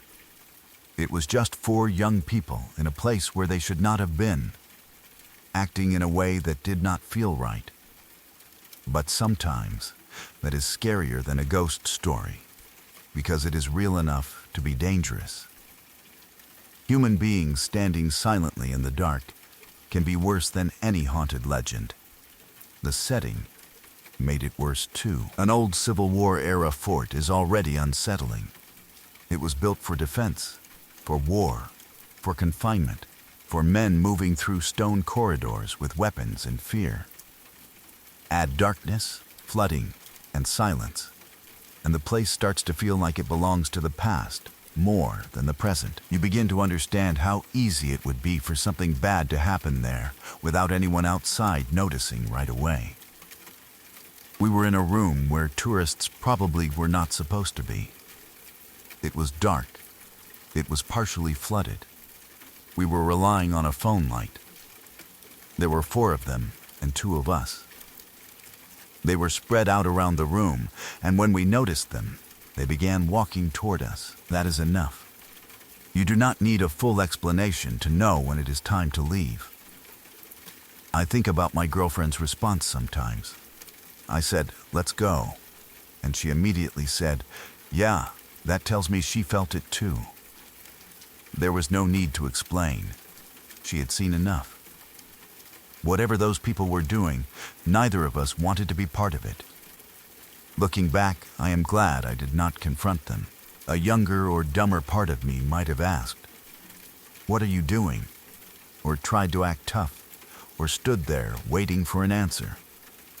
But I am grateful that instinct took over instead. There are situations where curiosity is not worth it. When 4 silent strangers in a dark, flooded room start walking toward you, the smart move is not to solve the mystery. The smart move is to get out. I still wonder whether they were just as startled by us as we were by them. Maybe from their point of view, 2 people suddenly appeared with a phone light, and they moved toward us because they wanted to leave too, or because they thought we were security, or because they were confused. Maybe their silence had an innocent explanation. Maybe the room's darkness and the surprise made everything feel stranger than it was. But I do not fully believe that. The way they were positioned bothers me too much. 1 person in a dark room is weird. 4 people standing separately around a flooded room is something else. It felt arranged. It felt like we had interrupted something. Not necessarily something supernatural, but something private, strange, and maybe not safe. I never found out. We left the fort and went on with our lives. No police report, no dramatic ending, no explanation. Just a memory of stepping into a flooded room, feeling water fill my sneaker, shining my light around, and realizing we were not alone. 4 people, silent, spread out in the dark, watching, or at least aware of us. Then walking toward us. That was all it took. Sometimes people think scary stories need something huge to happen, but they do not. Sometimes all it takes is one moment where your brain says, "This is wrong," and your body listens. That room gave me that feeling. It was old, dark, flooded, and suddenly full of strangers who had no clear reason to be there. Maybe they were doing drugs. Maybe it was a game. Maybe they were just weird kids hanging around in a place they were not supposed to be. I honestly do not know. But I still cannot understand why they were all standing in different parts of the room. I still cannot understand why they were quiet. And I still cannot understand why, the moment my phone light found them, they started walking toward us without saying a single word. So we left. And I have never regretted that.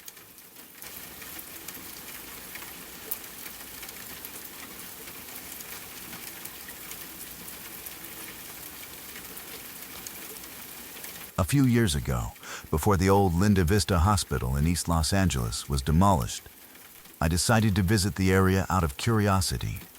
The hospital had a long reputation for being haunted, and whether those stories were true or not, I'd heard plenty of them over the years. I wasn't expecting to witness anything unusual. Honestly, I went because I thought it would be interesting to take a few pictures and see the building for myself while it was still standing. It was the middle of the day. The sun was out, visibility was good, and there was nothing particularly creepy about the weather.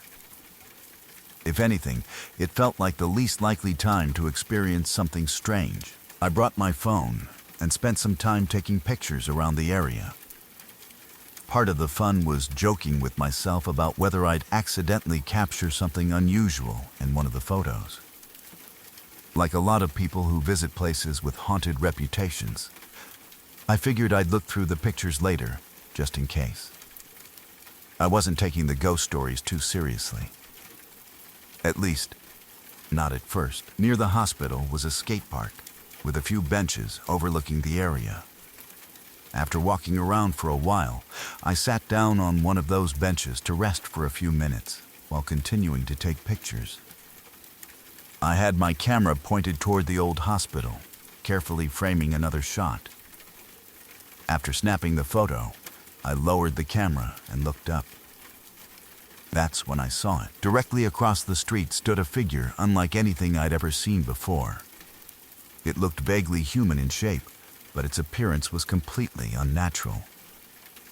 The best comparison I've ever been able to make is that it looked like something from the movie Sin City. Most of its form appeared dark, but there was a striking orange coloration that made it stand out sharply against everything else around it. It didn't look like an ordinary person wearing bright clothes. It looked almost unreal. The figure wasn't moving. It simply stood there, looking directly at me and smiling. That smile is the part I remember most clearly. It wasn't exaggerated or monstrous. It was simply fixed, as though it had been standing there, waiting for me to notice it. For a moment, I just stared. I wasn't sure whether I was actually seeing someone or whether my eyes were playing tricks on me. To test myself, I deliberately looked away. I counted for a second or two before looking back. The figure was still there, exactly where it had been, still standing, still facing me, still smiling. At that point, I started feeling genuinely unsettled. I looked away a second time. Again, I turned my head back.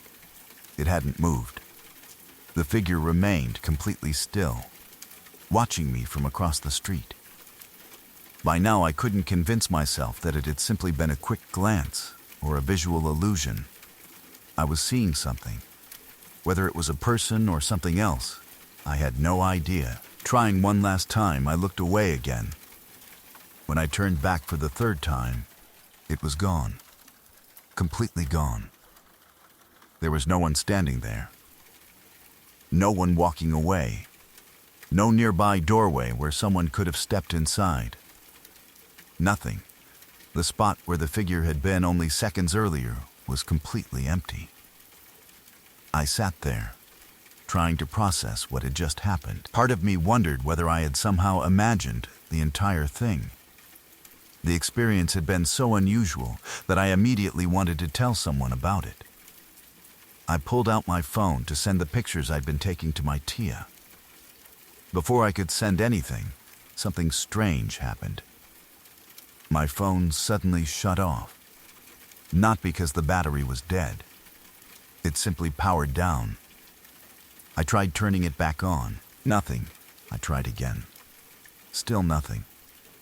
For the rest of the time I was there, my phone refused to cooperate. I couldn't send messages. I couldn't look through my photos. I couldn't do much of anything. It was as though the phone had completely stopped functioning.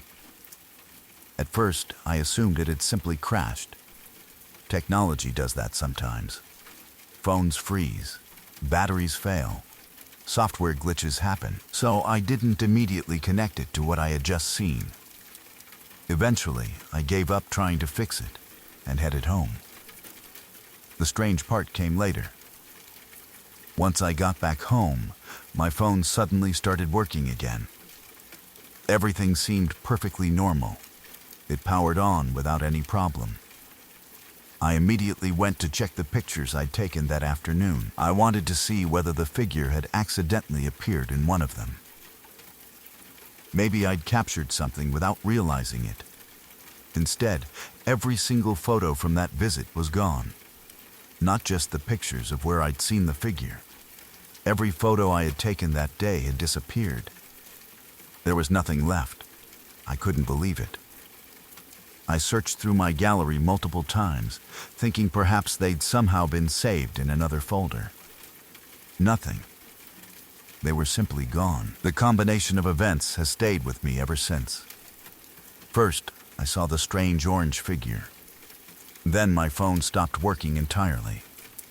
Finally, after the phone recovered, every photograph from that day had vanished. Looking back now, I try to consider ordinary explanations first. Phones can malfunction. Files can become corrupted. Software bugs can cause photos to disappear. Those things absolutely happen. It's also possible that what I saw across the street was an actual person whose appearance looked unusual because of the lighting, distance, or some visual effect. Our eyes can occasionally misinterpret colors and shapes, especially when we're focused on something unexpected. Those explanations deserve serious consideration. At the same time, I can't ignore how unsettling the entire experience felt. The figure didn't seem like an ordinary person. It remained perfectly still while looking directly at me. It didn't move when I looked away. Then it disappeared completely. The timing with my phone failing and the missing photos only made the experience feel even stranger. Of course, I understand that it's easy to connect unrelated events after something unusual happens. Seeing something difficult to explain naturally makes every coincidence afterward seem more significant. It's entirely possible the phone problem had nothing whatsoever to do with the figure. The two events may have simply happened on the same day. I recognize that possibility. Even so, the memory has never left me. I can still picture myself sitting on that bench in broad daylight. I can still remember lowering my camera after taking another picture. I can still see that orange figure standing silently across the street with that unmistakable grin. I remember looking away once, looking back, still there, looking away again, still there. Then, after the third glance, nothing, just empty space. I've gone over that afternoon countless times in my mind, trying to figure out what I actually witnessed. Maybe it was a trick of perception. Maybe it was an ordinary person who disappeared from view at exactly the right moment. Maybe the missing photographs and phone failure were nothing more than an unfortunate technical problem. Those are all reasonable possibilities. But none of them fully erase the memory of standing there in daylight, looking across the street and feeling absolutely certain that something was staring back at me. To this day, I still can't say what I saw. I don't claim it was a ghost. I don't claim it was anything supernatural. All I know is that I visited the old Linda Vista Hospital, expecting nothing more than an interesting afternoon, exploring a place with a haunted reputation. Instead, I left with no photographs, a phone that mysteriously stopped working until I got home, and a memory of an orange, smiling figure that I've never been able to explain. Years have passed since that day, and the hospital itself is gone now. The building was eventually demolished, taking whatever history and whatever stories were tied to it with it. But every time I think back to that visit, I remember one thing more clearly than anything else. Not the abandoned hospital. Not the missing pictures. Not even my phone shutting down. I remember looking across the street in broad daylight and locking eyes with something that smiled back at me. And even now, I still have no idea what it was.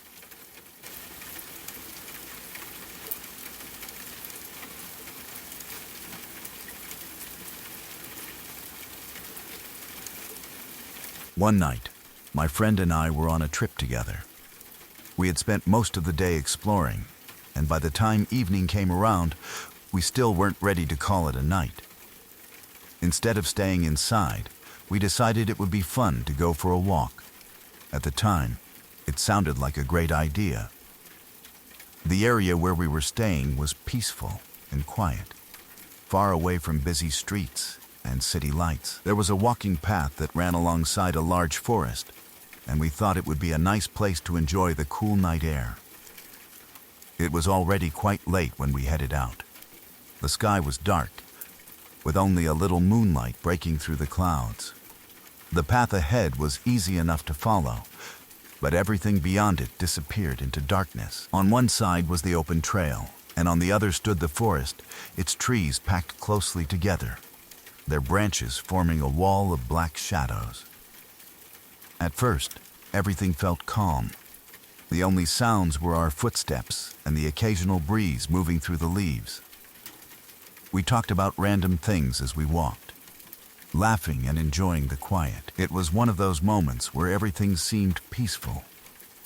As we continued farther along the path, the atmosphere slowly began to change. The farther we walked, the quieter everything became. It wasn't just that there were no people around. It felt like the entire forest had gone silent. There were no birds, no insects, no distant traffic, just an eerie stillness that made us instinctively lower our voices. Neither of us mentioned it at first, but I think we were both beginning to feel a little uneasy. Then it happened. Out of nowhere, we heard laughter. It wasn't the kind of laughter you'd expect from someone having fun nearby. It sounded wrong. It's difficult to describe exactly why. It wasn't cheerful. It wasn't friendly. It wasn't the kind of laugh that made you want to laugh along with it. There was something unsettling about it. It echoed through the darkness in a way that immediately sent a chill down my spine. The sound seemed to come from somewhere near the edge of the forest, but in the darkness it was impossible to tell exactly where. For a split second, both of us froze. Neither of us said a word. We just looked at each other. I could tell from my friend's expression that they had heard exactly the same thing. There was no question about it. We both knew we weren't imagining the sound. The laughter came again. It still didn't sound normal. There was something about it that felt almost unnatural. The kind of sound that instantly triggers your instincts and tells you to leave. Neither of us waited to investigate. Neither of us called out to see if someone was there. We didn't try to convince ourselves it was probably just another group of people walking through the woods. Our survival instincts took over. Without saying anything, we both turned around and started running as fast as we could. The quiet walk we had planned instantly became a full sprint. We ran so fast that we were barely paying attention to where we were stepping. At one point, I honestly thought I was going to lose one of my shoes because I was running so hard. Looking back, it's almost funny how little dignity we had in that moment. We weren't trying to look brave. We weren't trying to figure out what had made the noise. We just wanted to get as far away from that forest as possible. Every few seconds, I had the urge to look over my shoulder, but I was almost afraid to. Part of me didn't want to see anyone, or anything, following us. We kept running until we reached an area where we finally felt safe enough to stop. By then, we were completely out of breath. For several moments, neither of us spoke. We were both trying to catch our breath while processing what had just happened. Finally, one of us asked the obvious question. What was that? Neither of us had an answer. We talked through every possibility we could think of. Maybe it had been another group of people. Maybe someone in the woods had laughed at something. Maybe an animal had made a sound that only resembled human laughter. Some animals are capable of producing surprisingly strange noises, especially at night, and unfamiliar sounds can seem much more frightening in the dark. Those explanations are entirely possible. At the same time, the sound we heard didn't feel ordinary in the moment. Whether that was because of the darkness, the isolated location, or simply our own nerves, I can't honestly say. Night has a way of making even familiar sounds seem mysterious. Our brains naturally become more alert when visibility is limited, and ordinary noises can suddenly feel much more threatening. I understand that now. Still, the emotional impact of that moment hasn't faded. I can still remember the instant the laughter broke the silence. I can still remember the look on my friend's face. Neither of us questioned whether the other had heard it. We both reacted immediately. We both ran. Years later, we've laughed about how fast we took off. The image of us sprinting down the path, nearly leaving our shoes behind, has become a funny memory. But underneath the humor is the simple fact that, in that moment, we were genuinely frightened. I've often wondered what caused that laughter. Maybe it really was another person hidden somewhere in the trees. Maybe someone thought it would be funny to scare people walking by at night. Maybe an animal made a sound we couldn't identify. Or maybe the combination of darkness, silence, and the setting amplified an otherwise ordinary noise into something much more disturbing. I'll probably never know. What I do know is that one minute we were enjoying a peaceful nighttime walk beside the forest. The next, we were running for our lives because of a single burst of laughter that neither of us has ever forgotten. Whether it had a perfectly ordinary explanation or not, it was enough to convince us that our late-night adventure was over. We didn't go back to find out what made the sound, and honestly, even today, I don't think either of us regrets that decision.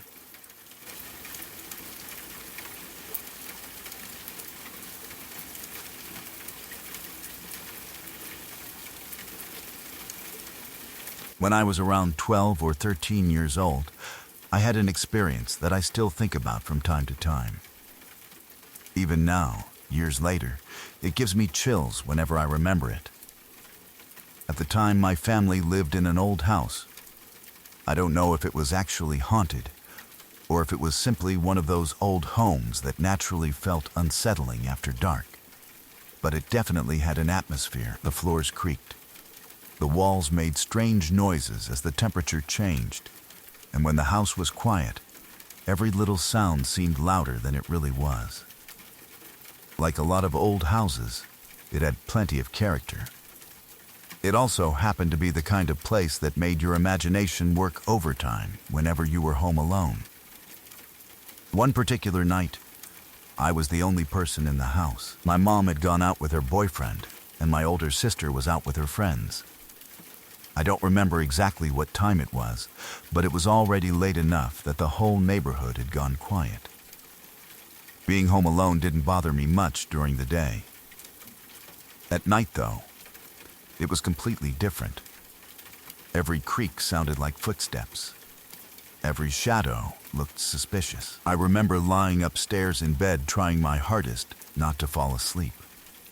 Most people try to get comfortable and drift off as quickly as possible. I was doing the exact opposite. I was fighting sleep because I was genuinely nervous about being alone in the house. I kept telling myself that if I could stay awake until someone came home, I'd finally be able to relax. Eventually, despite my best efforts, I started drifting in and out of sleep. I wasn't fully asleep, but I wasn't completely awake either. That's when I heard it. Someone had come into the house. At least, that's what I immediately assumed. I distinctly heard footsteps downstairs. The sound was clear enough that I instantly felt relieved. I remember thinking, finally, someone's home. The fear I'd been holding on to all evening immediately started to disappear. I figured it was probably my sister. She often came home later than everyone else, so that seemed like the most reasonable explanation. I lay there listening. The footsteps moved through the downstairs part of the house. Then, I heard someone in the kitchen. Cabinets began opening, then closing. A drawer slid open. Another one closed. Then another cabinet. Then another drawer. The sounds continued for several minutes. At first, I wasn't bothered. I assumed my sister had come home hungry and was looking for something to eat. That was completely normal. The only strange part was how loud she was being. It honestly sounded like she wasn't making any effort to be quiet. Cabinet doors kept swinging open and shut. Drawers opened and slammed closed. It seemed unusually noisy for someone who knew other people might be asleep. The more I listened, the more annoyed I became. Eventually, my frustration outweighed my fear. I decided I was going downstairs to ask her to keep it down. I climbed out of bed and started walking downstairs. As I reached the bottom of the staircase, I expected to see my sister standing in the kitchen. Instead, the kitchen was empty. There wasn't a single person in the room. For a second, I thought maybe she'd walked into another part of the house. I looked around. Nothing. Then I noticed something that immediately stopped me. Every kitchen cabinet door was open. Not one or two. Every single one. The drawers had been pulled open too. Some were extended only partway. Others were pulled almost all the way out. It looked as though someone had searched through the entire kitchen. Only, there was no one there. I just stood there staring. The house was completely silent. Only moments earlier, I had been listening to what sounded like someone moving around the kitchen. Now there wasn't even the sound of footsteps. Nothing. I remember slowly looking around the room, expecting someone to suddenly walk in. No one did. My first thought wasn't that I'd seen a ghost. It was that maybe my sister had somehow arrived, searched for something, and immediately left again. But that explanation didn't really make sense. I hadn't heard the front door. I hadn't heard anyone leave. The house felt completely empty. I started checking the nearby rooms. Nobody. I called out. No answer. At that point, I was scared enough that I grabbed the phone. I called my sister first. When she answered, I immediately asked where she was. She sounded confused by the question. She told me she was still out with her friends. She wasn't anywhere near home. That made my stomach drop. Then I called my mom. She answered too. She also wasn't anywhere close to the house. Neither of them had been home. Neither of them had been in the kitchen. Neither of them could explain why every cabinet and drawer was standing open. After hanging up, I remember standing there trying to make sense of everything. I honestly didn't know what to do. Part of me wanted to believe there had to be a simple explanation. Maybe I'd somehow opened everything earlier and forgotten, but I knew I hadn't. Maybe someone had broken into the house. That thought crossed my mind too, but nothing appeared to be missing, and there was no sign that anyone else had been inside. Eventually, I closed every cabinet and drawer myself. I checked the doors. I checked the windows. Everything seemed locked. The house was exactly as it should have been, except for what had just happened. Needless to say, I didn't sleep much that night. Every little sound made me jump. I kept replaying the sequence of events in my head.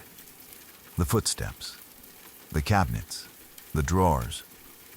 The relief I felt when I thought someone had finally come home. The annoyance when I thought my sister was making too much noise. And then the shock of finding an empty kitchen with every cabinet hanging open. Over the years, I've tried to think of ordinary explanations.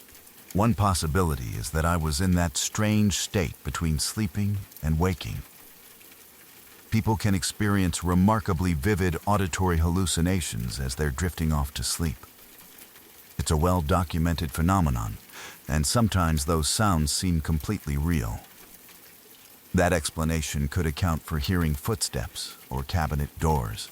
What it doesn't easily explain is finding every cabinet and drawer already open when I walked downstairs.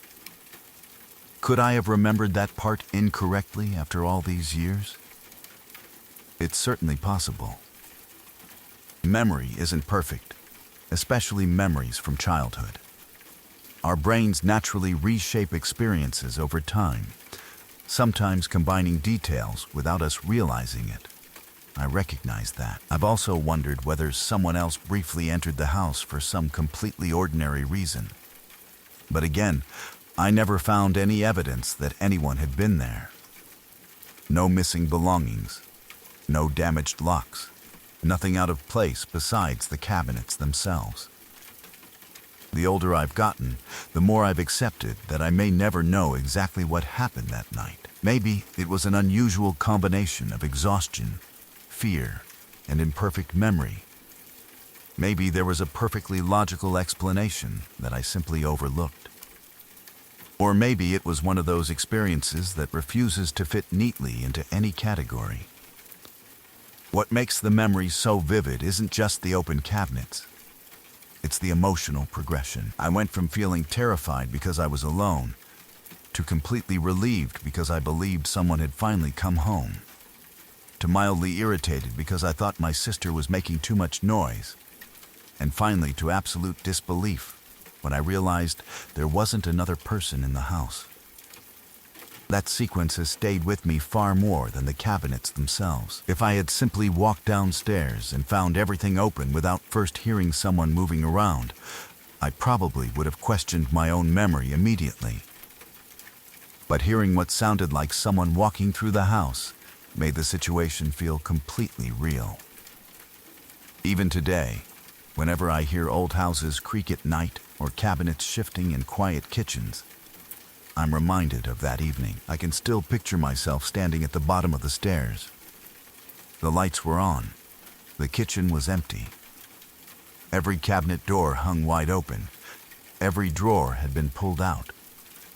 The entire room looked as though someone had been searching through it only seconds earlier. Yet, I was completely alone. I've never been able to say with confidence what happened that night. Maybe it was a perfect storm of old house noises, a half-asleep mind, and an unusual coincidence. Maybe there was an explanation that simply escaped me. Or maybe it was something I'll never fully understand. Whatever the truth is, it's one of those childhood memories that has never faded. Even after all these years, thinking back to that silent kitchen with every cabinet standing open still sends a chill down my spine.